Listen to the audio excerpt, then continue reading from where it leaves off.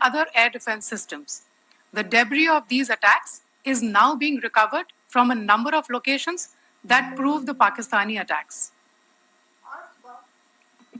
आज सुबह भारतीय सशस्त्र बलों ने पाकिस्तान के कई स्थानों पर वायु रक्षा रडार और प्रणालियों को निशाना बनाया। भारत की प्रतिक्रिया समान क्षेत्र में समान तीव्रता के साथ की गई। यह विश्वसनीय रूप से ज्ञात हुआ कि लाहौर में स्थित एक वायु रक्षा प्रणाली को निष्क्रिय कर दिया गया।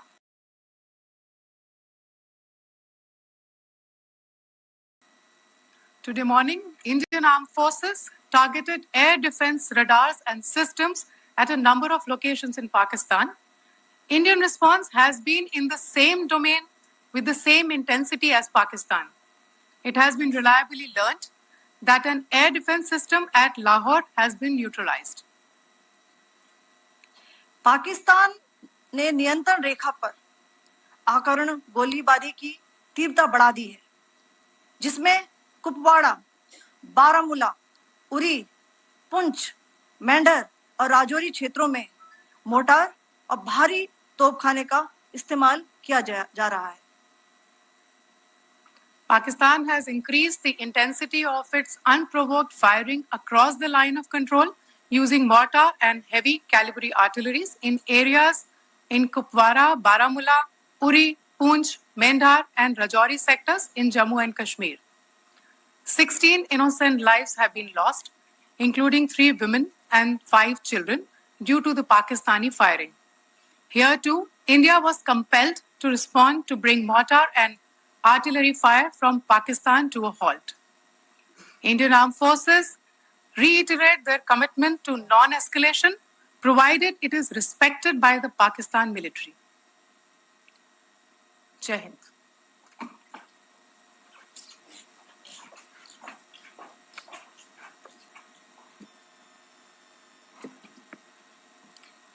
Thank you.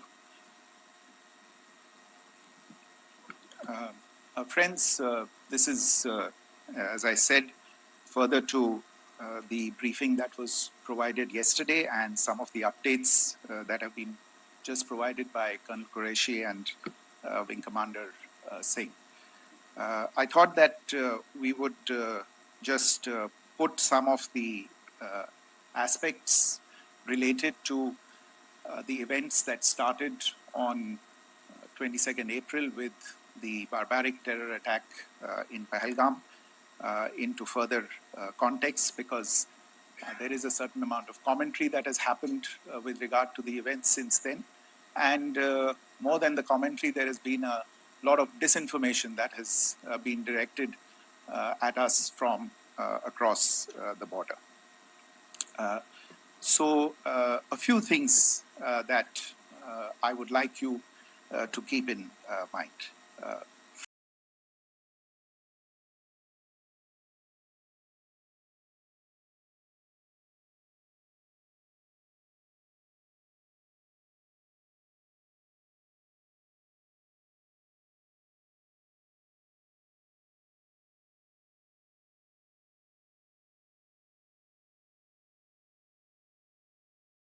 First of all, there is mention on all sides of escalation. I think the first point that you have to keep in mind is the attack of 22nd April in Pahalgam is the original escalation. ये जो सिलसिला है जो हम देख रहे हैं आज की घटनाओं को लेके, ये 22 अप्रैल के पहलगाम के हमले से शुरू हुआ है।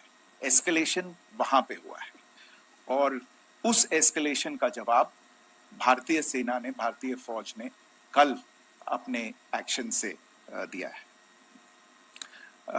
Secondly, I want to invite your attention to the involvement of the group calling itself the Resistance Front in these attacks.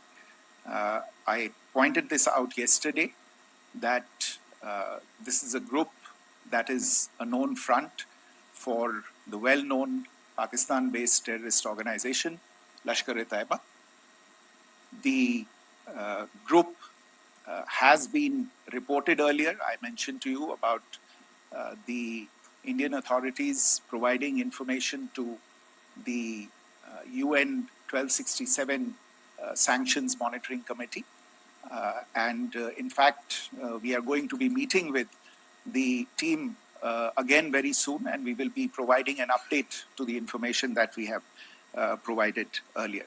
But what is interesting, दिलचस्प बात यह है कि संयुक्त राष्ट्र की सुरक्षा समिति में जब पहलगाम के हमले को लेके एक प्रेस वक्तव्य जारी करने की बात चल रही थी, तो आप सोचिए किस देश ने टीआरएफ का, द रेजिस्टेंस फ्रंट का उसमें मेंशन किया जाना, उसको अपोज किया, पाकिस्तान ने.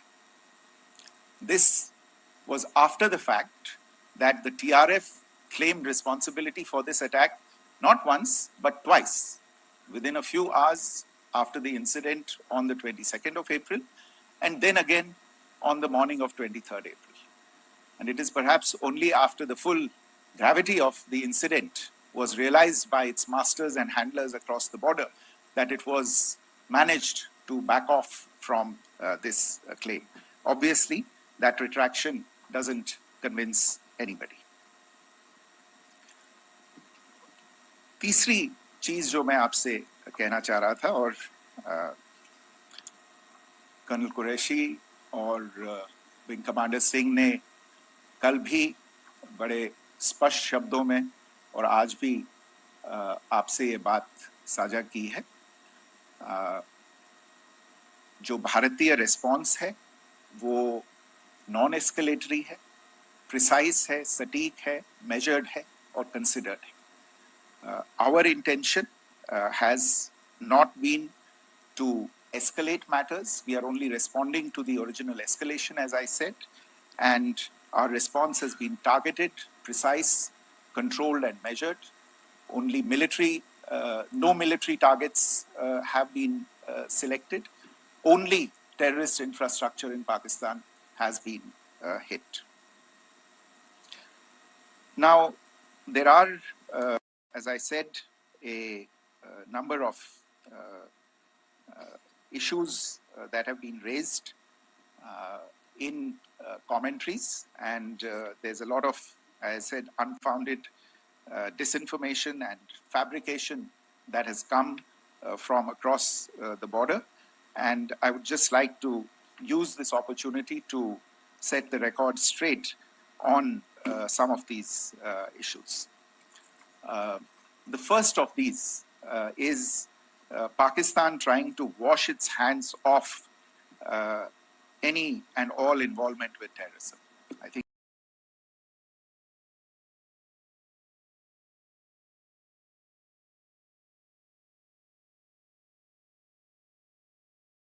the Pakistani information minister said there are no terrorists in Pakistan. And I think he was challenged on that in the television program that he was appearing on. But even if I partially repeat myself from yesterday, I think Pakistan's reputation as the epicenter of global terrorism is rooted in a number of instances where concrete evidence is available, not just to India, but to governments and authorities and agencies around the world. There are several terrorist attacks around the world where Pakistani fingerprints have been found. I don't need to belabor the point with regard to this audience about where Osama bin Laden was found and who called him a martyr. Pakistan has also for decades pursued cross-border terrorism into India with impunity. And as I said yesterday also, in order to deliberately mislead the international community, they claimed that the terrorist Sajid Mir was dead. They came under pressure, and Sajid Mir was then brought back to life, arrested, and is now apparently in Pakistani custody. Pakistan is also home to a very large number of UN proscribed as well as UN proscribed terrorists, as well as terrorists proscribed by a number of other governments in the world, including, of course, the Lashkar-e-Taiba and the Jaish-e-Mohammed, as well as their leaders, Masood Azhar and Hafiz Mohammed Saeed. आपने देखा होगा हाल ही में पिछले ही कुछ दिनों में पाकिस्तान के रक्षा मंत्री और उनके पूर्व विदेश मंत्री दोनों ने इस बात को माना है कि पाकिस्तान का ऐसे ग्रुप्स के साथ जो रिश्ता है वो क्या रहा है. Both the defense minister and the former foreign minister of Pakistan, I think they've done a more eloquent job of this than I could ever do in terms of describing their country's implication in international terrorism and their involvement in housing these kinds of groups. दूसरा जो विषय है वो है पाकिस्तान का जो एक दावा है कि एक इंटरनेशनल impartial investigation होना चाहिए, एक joint investigative committee होनी चाहिए. These calls for jointly investigating this heinous and barbaric attack in Pahalgam. Again, I think you know the history well on this. You know the track record well, and it is not a bright track record insofar as Pakistan is concerned. In fact, in the pursuit of justice for the victims of multiple terrorist attacks, whether it be Mumbai in 2008, in Pathankot in 2016, or many others, but in particular for these two attacks, India had offered to cooperate. India provided forensic evidence and urged Pakistan to bring the perpetrators of these attacks to justice. We, in particular with regard to the Mumbai attacks of 2008, where a Pakistani Lashkar-e-Taiba terrorist was captured alive, India provided extensive information and evidence related to the involvement of Pakistani terrorists in this attack. Cases were registered, but you are all aware that these cases have not progressed despite the formation of judicial teams, etc. And Pakistan has consistently stonewalled all efforts to move the investigation along. In fact, with regard to the Pathankot attack as well, a joint investigative team was formed. We gave access, unprecedented access, I should say, to Pakistani team to the site of the attack. Details of call records data and DNA, etc. were shared with Pakistan. We had shared with them details related that we had been able to access to the addresses of terrorists. We presented evidence against the office bearers of Jaish-e-Mohammed who had conspired in the attack and the handlers of the terrorists who facilitated them and guided them in. But there has been no movement on this. So in all of this, I think the experience has not been positive, and it certainly doesn't give us the confidence now to take at face value Pakistani assertions of wishing to participate in a joint investigation. These are just delaying tactics. These are just stonewalling tactics. And in fact, there is reason to believe that Pakistan uses the evidence that we provide only to cover its tracks and, in fact, defend the terrorists who we are looking for and obstruct the path of investigation. A third point that I wanted to address was the claim that only civilians were killed in the strikes on the 7th of May. We have made the point very clearly that all attacks on the morning of 7th May were against carefully selected terrorist infrastructure, terrorist targets. It is not clear to us. In fact, seeing some of the coverage of the after effects of these strikes, including the funerals for the terrorists that are held yesterday, I think a lot of you have seen the reports and the coverage on media. If only civilians, if any civilians were killed in these attacks, I wonder what message this picture actually sends to all of you. This is a question that is worth asking. It's also odd that the funerals of civilians are carried out with the coffins being draped in Pakistani flags and state honors being accorded. As far as we are concerned, the individuals eliminated at these facilities were terrorists. Giving terrorist state funerals may be a practice in Pakistan. Doesn't seem to make much sense to us. Pakistan has also claimed that India deliberately attacked religious sites. This is completely false again. I have made it clear that the targets were terrorist infrastructure, terrorist facilities, and locations connected clearly with incidents of cross-border terrorism into India. And it is in fact Pakistan that is misusing religious sites as a cover to in fact radicalize, direct and indoctrinate and train terrorists. In fact, contrary to what Pakistan is claiming, yesterday Pakistan launched a targeted attack on the Sikh community in the state of Jammu and Kashmir, hitting Gurdwara in Punch and the homes of Sikh community members, which came under attack. And we know that at least 3 individuals were killed in that particular attack.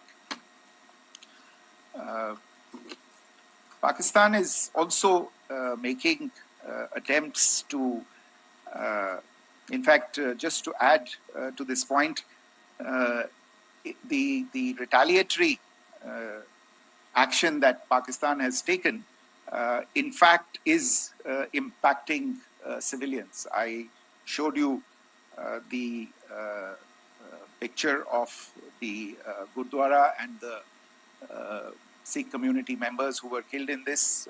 There are other civilians also who've been killed and injured in these attacks.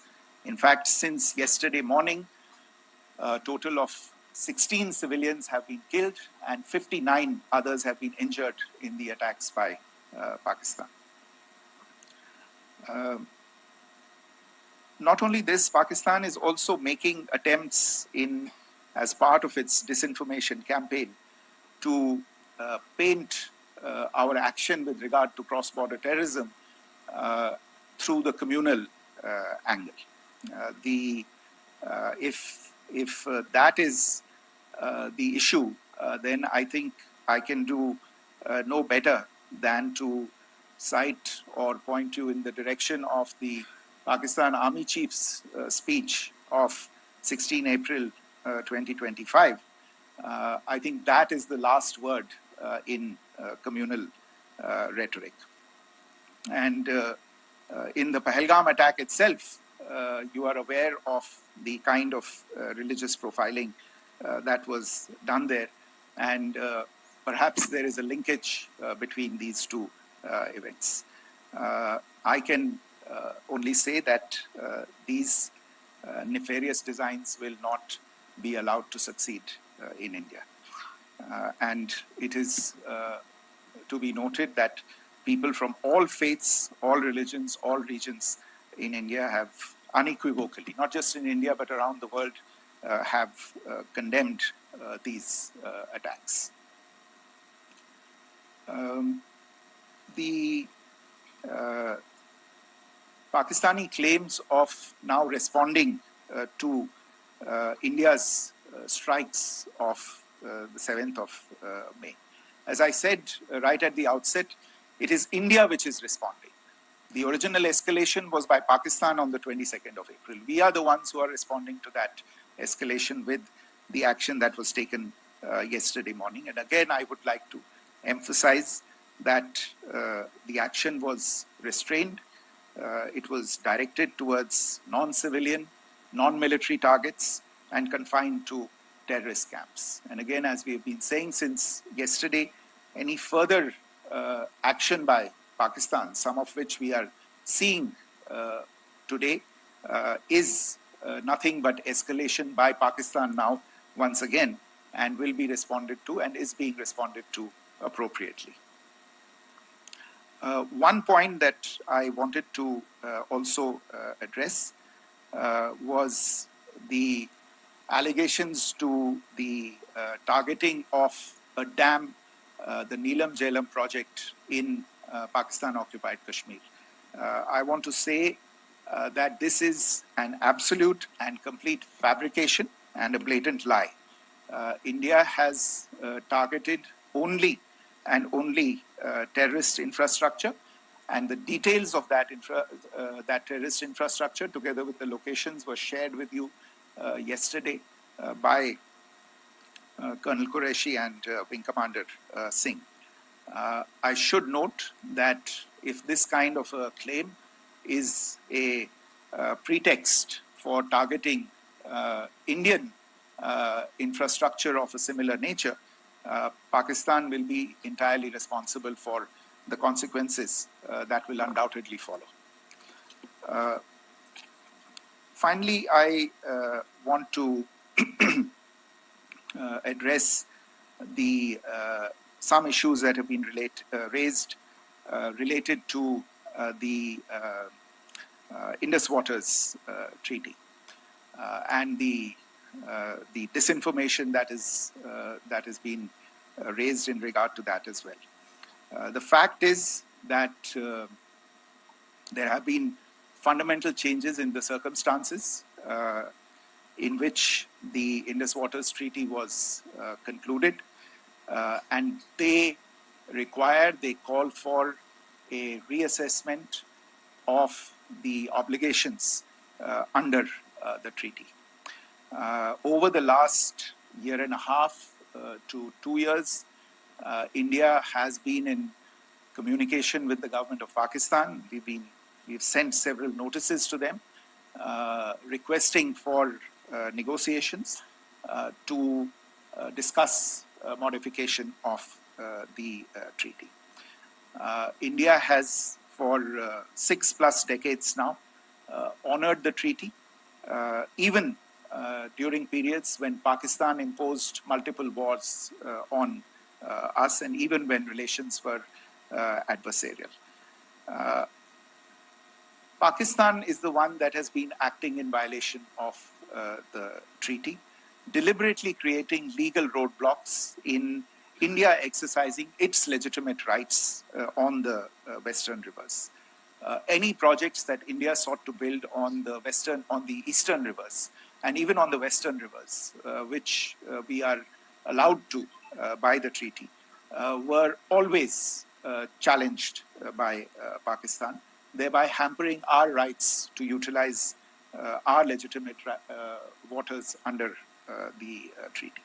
In fact, if you see, the preamble of the treaty itself states that the treaty was concluded in a spirit of goodwill and friendship. Mark those words, concluded in a spirit of goodwill and friendship. ये भारत का धैर्य और भारत की सहनशीलता है जो 65 साल से हम इतनी प्रोवोकेशन के बावजूद इस ट्रीटी को निभा रहे हैं. However, as has been made clear earlier as well, Pakistan has not responded to our requests to enter into negotiations for a reassessment of the obligations under the treaty. A number of conditions have changed. This is a treaty that was based on the engineering techniques of the 50s and the 60s. We are living through the first quarter of the 21st century. Technological changes and technological advancements have to be taken into account. There are demographic changes. There are climate changes that have taken place. There is the imperative of clean energy. And of course, the terrorism that Pakistan has wreaked in the state of Jammu and Kashmir itself has hampered India's ability to exercise its rights under the treaty. Pakistan's persistent refusal to respond to our requests to enter into government-to-government negotiations on the modification of the treaty is, in a sense, itself a violation of the treaty. And therefore, India has taken the step of putting the treaty in abeyance until Pakistan abjures irrevocably its support for cross-border terrorism. Maybe I'll stop there. I mentioned earlier yesterday as well that this is an evolving situation. I would therefore ask all of you to be considerate and restrained.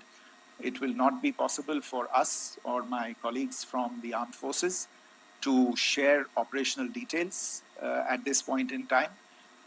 Beyond that, if you have any questions, may I have time for only a few, and I'll try to answer those questions. Okay, I give the floor to Rishabh. Secretary, good evening. This is Rishabh from Times Now. I just wanted to understand, as per the press release that has been released earlier today, it says that we have successfully hit at the air defense of Lahore. Does it give our forces a better chances if in case of further escalation? And are there other air defense places as well at strategic location that were targeted? Rishabh, you are violating the first rule that I set out at the end of my remarks. The press release that has been issued by the Ministry of Defense today speaks for itself. It is related to operational matters. It's been released by the Ministry of Defense. As more information becomes available, it will be released at the appropriate time. Once again, please don't go into operational details at this point in time because this is a constantly evolving situation. Yeah, go ahead. Foreign Secretary Smita Sharma, just wanted to ask, the Pakistani Minister Ishaq Dar in an interview has claimed that the national security advisors of India and Pakistan have spoken to each other, if you could confirm or deny, and is complete severance of diplomatic ties with Pakistan also on the table? I have no information with regard to contacts between the two national security advisors.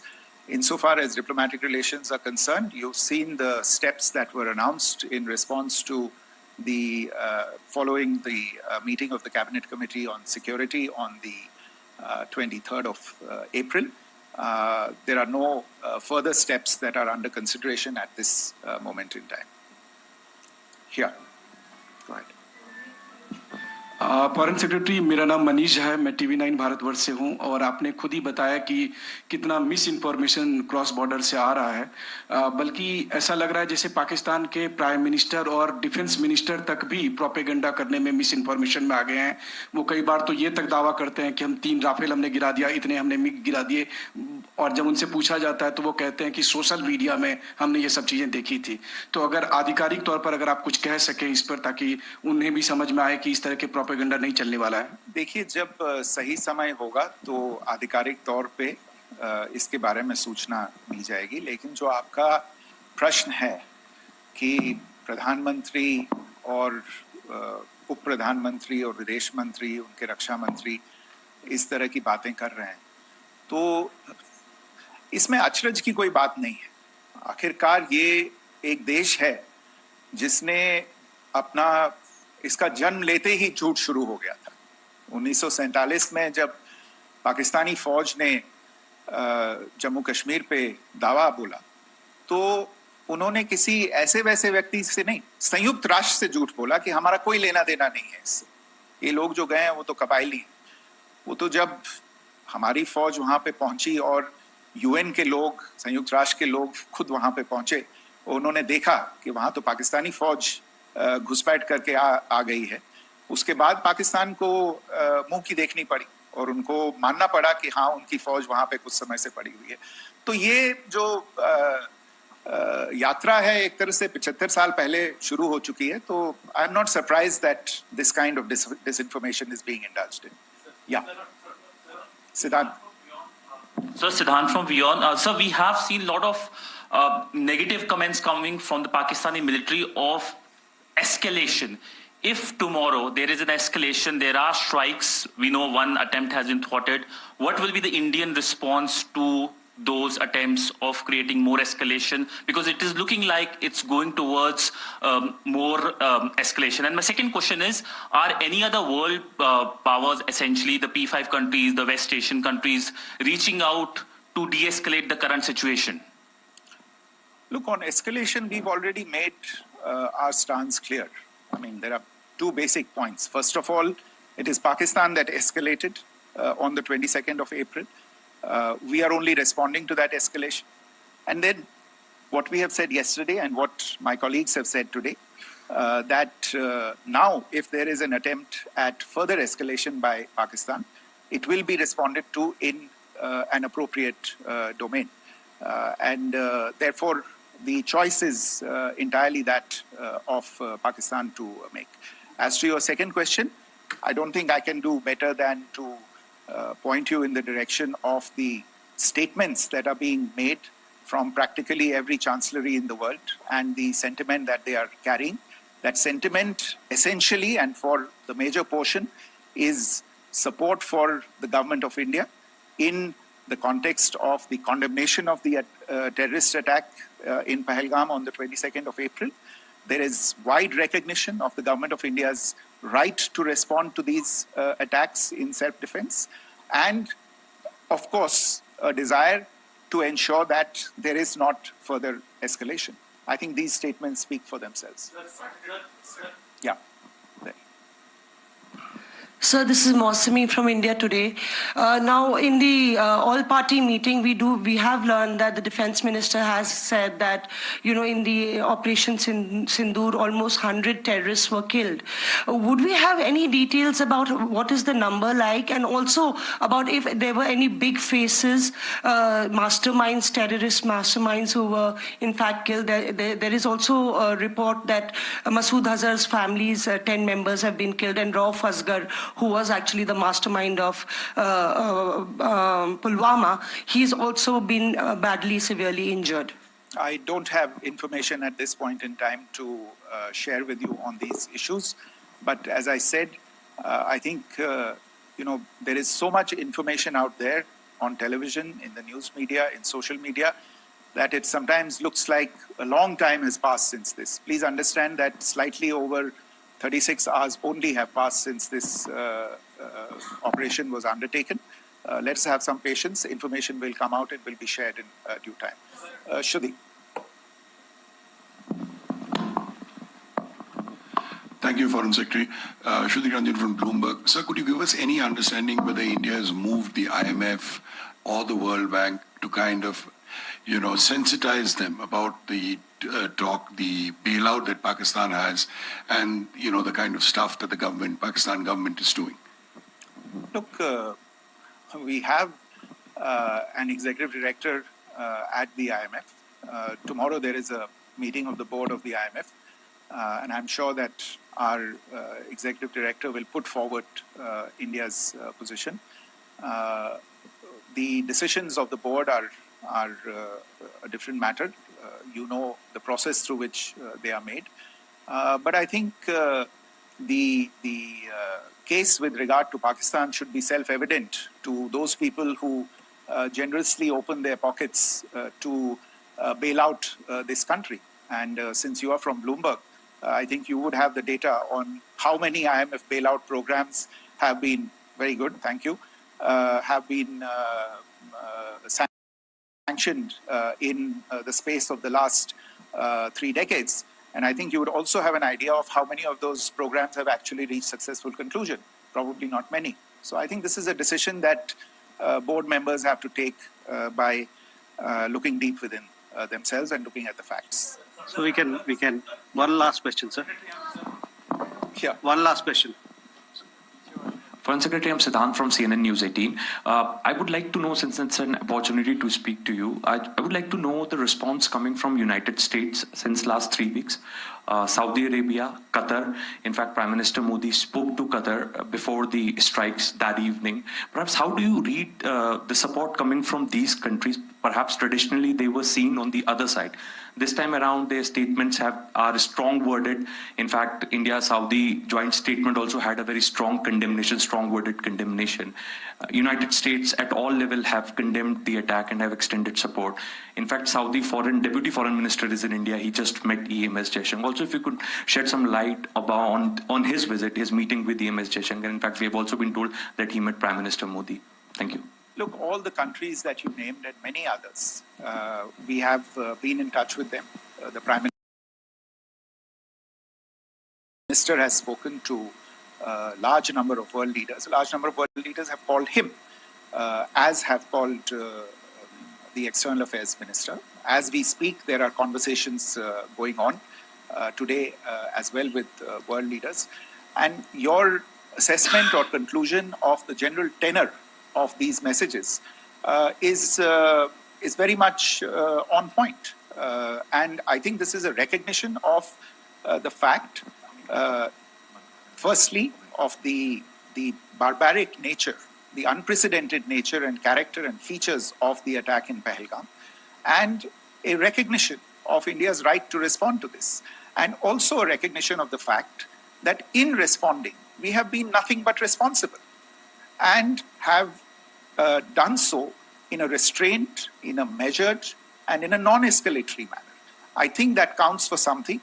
People have taken that into account, and that is what is explaining the kinds of reactions that we are seeing. And we appreciate the sentiments and the statements that have been made by the vast majority of world leaders. Yes, the Saudi Minister of State for Foreign Affairs is in Delhi. He had a meeting with the External Affairs Minister earlier today. I don't have further details at this moment, but if there are details, the ministry will share them at some point with you. Thank you. I think that's all we have time for today. We'll join you again soon. Thank you all. Thank you.